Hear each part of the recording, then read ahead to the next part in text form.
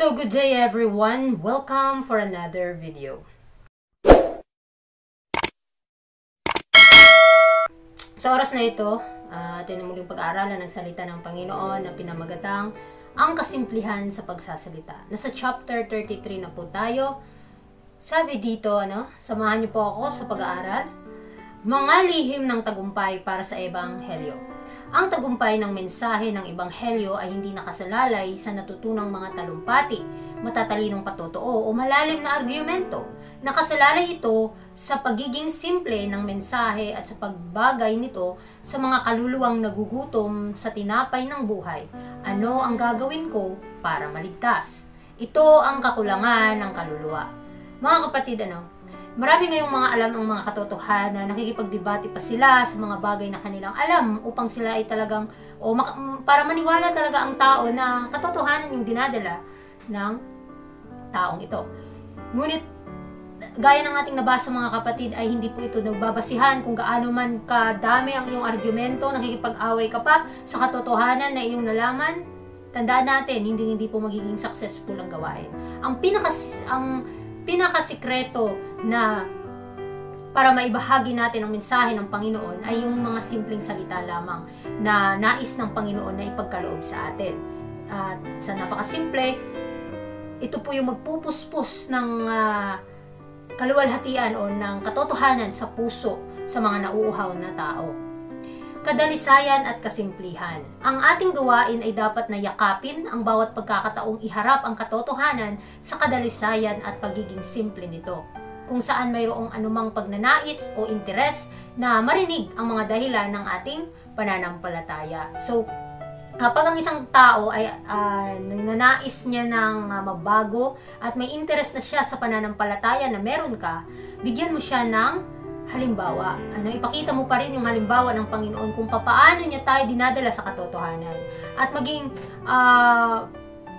consistent po tayo. Huwag po tayong padalos-dalos agad. Bagkus ano yung naintindihan natin sa napakasimpleng pahayag ng liwanag or sa napakaliit lang na basta gusto ng tao na tanggapin ito. Ang importante po mga kapatid ay dahan-dahan, malakaran po natin ang katotohanan at puspusan nawa ng Panginoon ng kabanalan ng ating mga puso upang ito yung maipakita natin sa mga tao.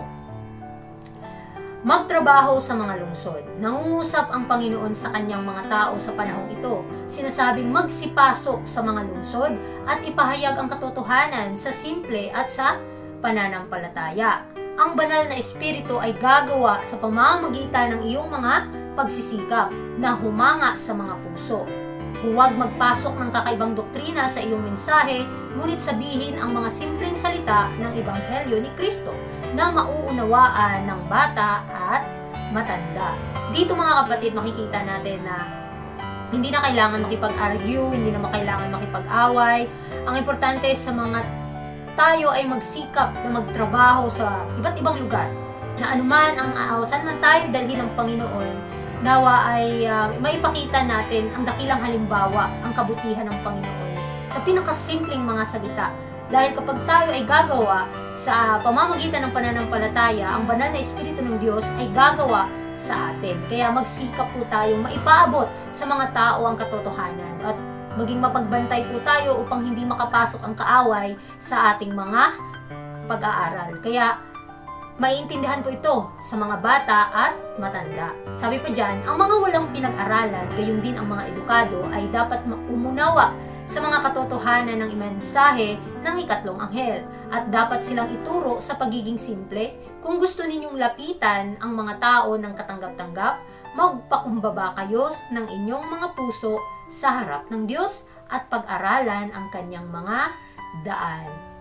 So, pagka tayo ay nagiging isa ng misyonaryo na tagahatid o ebanghelyo o ebanghilista na tagahatid ng mensahe sa mga tao, ang unang-una natin gagawin is magpakumbaba po tayo sa ating mga puso. Bigyan natin ng lugar na pag-aralan ng maigi ang bawat salita ng Panginoon upang hindi po tayo mapanghinaan, upang mabilis po nating maipalaganap ang mensahe. Sa napakasimpleng salita, huwag na po yung mahaba, tapos hindi naman po agad maiintindihan ng mga tao. Ang importante sa pinakasimpleng mga salita, ito ay dapat na matanggap ng mga tao. Kaya nga magpakumbaba po tayong lalapit sa Panginoon upang ang kanyang daan, ang kanyang katotohanan at ang kanyang katwiran ay atin pong makamtan.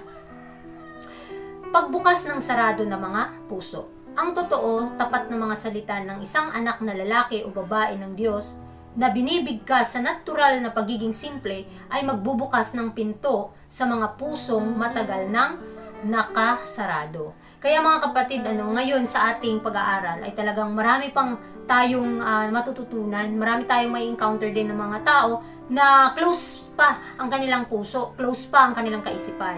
At tanging ang Panginoon lang ang makakapagbukas nito. Kaya bago tayo papasok o sasabak sa isang pagsasanay or bago tayo papasok sa isang lugar na ating memensahian, ihingi po natin ang gabay sa Panginoon na mabuksan po ang kaalaman o ang mga puso ng mga tao na maihanda sila paano tanggapin itong katotohanan upang mapabilis nga po ang pagdaloy ng katotohanan sa mundong ito. Sinasabi pa dyan, ang mga simpleng salita ay maaaring magbukas ng mga nakasarado na puso. Ang pinakamatalino, ang mga tinitingnan at pinupuri bilang ang pinakakaloob ng mga lalaki at babae sa mundo ay madalas na sinasariwa ng mga simpleng salita na dumadaloy mula sa puso ng isang nagmamahal sa Diyos at nakakapagsalita tungkol doon. Magmahal ng natural gaya ng pagsasalita ng makamundong bagay tungkol sa mga bagay na pinag-iisipan at kinakain ng kanyang isip. So mga kapatid, itong ating mga ginagawa, ano yung iniisip natin, ano yung naipapakita nating gawa, ito nga po yung nagiging create sa atin, ito na yung tumatanim sa ating mga puso, ito yung ating nalalakaran. Kaya mas maganda na sa pinakasimpleng paraan sa paglakad sa katotohanan ay maipabatid natin sa mga tao, maipakilala natin sa kanila ang ating Panginoon at ang ating Ama sa langit at ang ating tagapagligtas na si Kristo. Dahil magiging epektibo po ito pagka ito yung ninanais natin. Tutulungan po tayo ng Panginoon anuman ang mangyari o magiging resulta ng ating pagsisikap. At pangako niya na hindi niya tayo pababayaan. Sinasabi pa dito, kadalasan ang mga salitang mahusay na inihanda at pinag-aralan ay may kaunting impluensya. Ngunit ang totoo, tapat na mga salita ay isang anak na lalaki o babae ng Diyos na binibigkas sa natural sa pagiging simple ay magbubukas ng pinto sa mga pusong matagal nang nakasarado. So, huwag po tayong mangamba kung may mga taong hindi nakatanggap agad ng katotohanan ito dahil kumikilos po ang banal na espiritu sa kanilang mga puso. Hindi po natin nakikita ang kilos ng banal na espiritu. Bagkus ipanalangin po natin, kapitan po natin ang pangako ng Panginoon na anuman ang mangyari para makipagtulungan lamang po tayo sa Panginoon na gumawa sa kanyang gawain, magiging successful po ito. Gagawin talaga ng Panginoon ang lahat upang maging katanggap-tanggap ang ating mga pagsisikap. Napakaraming patunay. Sa panahong ito, kapag ang mga kasiyasiyang pabula ay lumilipad sa ibabaw at umaakit sa isipan, ang katotohanang ipinakita ng isang madaling estilo na sinuportahan ng ilang matibay na patunay ay mas mainam kaysa maghanap ng maglabas ng napakaraming ebidensya sapagkat ang punto kung gayon ay hindi nakatayo ng labis sa maraming isipan tulad ng bago ang mga pagtutol at mga ebidensya ay dinala sa harap nila. Sa marami, ang mga bagay ay lalampas pa kaysa sa mahahabang argumento, isinasaalang-alang nila ang maraming bagay. Ang patunay ay hindi nakakatulong sa kaso sa isip ng mga tao. Kaya mga kapatid, wag na po tayong yung mga bagay na mahaba. Isummarize po natin yung mga katotohanan upang lubos na maintindihan ng mga tao at hindi sila agad maboring kung sila ay nakikinig. Ipabatid po sa kanila ang katotohanan dahil ang Panginoon ay talagang tutulong sa atin dahil mas mabisa po yung napakasimpleng salita na mauunawaan kahit mga bata kaysa sa mga napakaraming ebidensya na iyong ipinapakita ngunit wala naman pong pagbabago or hindi naman tinatanggap ng mga tao. Ang importante po kahit sa napakasimpleng mga salita, napakasimpleng liwanag na iyong pinapakita at ibinabahagi sa mga tao ay kanila po itong matanggap at kanila po itong maisabuhay. Kaya huwag po tayong mapanghinaan sa panahon na tayo ay nabibigo minsan, bagkus madami pa po tayong dapat gawin sa gawain ng Panginoon. Ipakita po natin ang katotohanan sa pinakasimple at pinakamalinaw na paraan upang ang ating mga kapatiran ay makaalam sino ang Diyos na ating pinaglilingkuran. Sa pagpapatuloy, masyadong malalim ang mga binhi ng katotohanan. Ang ilan ay nilinang ang ugali ng labis na nakatuon, ang kapangyarihang ayusin ang isip sa isang paksa sa pagbubukod ng lahat ng iba ay mabuti sa isang limitadong antas. Ngunit yaong mga naglalagay ng buong lakas ng pag-iisip sa isang linya ng pag-iisip ay madalas na kulang sa iba pang mga punto. Sa pag-uusap, ang mga ito ay nakakapagod sa nakikinig. So, kapag pala mahaba yung ating sermon sa church, sa barangay o saan man tayo nagsasalita ng salita ng Panginoon, wag po nating habaan. Bagkus ipakita po natin yung ating halimbawa sa ating kilos at galaw, ano yung kinakain mo, ano yung iniinom mo. Napakalaking mensahe na po ito para malinawan at matanggap ng mga tao. Kaya nga, kinakailangan sa pinakasimpleng mga salita, pinakasimpleng gawa, ay may pakita natin ang katotohanan na dala-dala natin ang liwanag ng Panginoon. At hindi po tayo mangangamba dahil nga pangako niya na tutulungan niya tayo sa anumang aspeto ng buhay. Kaya tayo nakikipag-cooperate lamang na gawin ang gawain ng Panginoon, magtulungan nga po talaga tayo upang ibubuhos na po ng Panginoon sa atin yung kanyang pagpapala at dahan-dahan makakatanggap po tayo ng karakter ni Kristo. At ihingi po natin ito sa Kanya.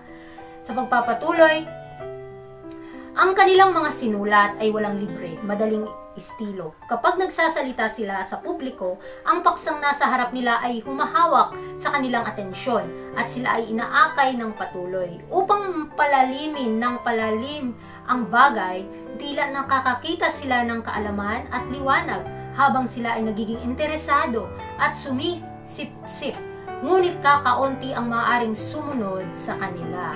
So, tandaan natin mga kapatid, pagka tayo ay nagmemensahe sa mga tao, sa publiko man yan, sa pribadong lugar, sa individual o sa kongregasyon, huwag po tayo mag-expect na tatanggapin ito ng lahat. Bagkus merong individual na tatanggap nito, dahil nga individual tayong haharap sa Panginoon, ano yung liwanag na ating naalaman, at ang importante din, ano yung katotohanan na iyong nalaman ay malakaran mo ito, maisabuhay mo, at masabi mo sa mga tao. Hindi mo na problema kung nakikinig sila or itatakwil nila. It's the Holy Spirit work na po. Siya na po ang bahala. Ang Panginoon na po ang bahala kung papaano tutubo ang katotohanan na ating inihasik sa kanilang mga puso. Kaya sa pinakasimpleng paraan, sa pinakasimpleng salita, ay may pahayag po natin ng malinaw ang katotohanan ng Panginoon. Huwag po tayong mangamba kung sa panahon na tayo sinusubukan at tinutukso, bagkus ang salita ng Panginoon ay siyang ating sandata sa panahon na tayo ay nabibigo. Kaya nawa marami po tayong matututunan sa ating pag-aaral sa chapter 33 ng The Voice in Speech and Song.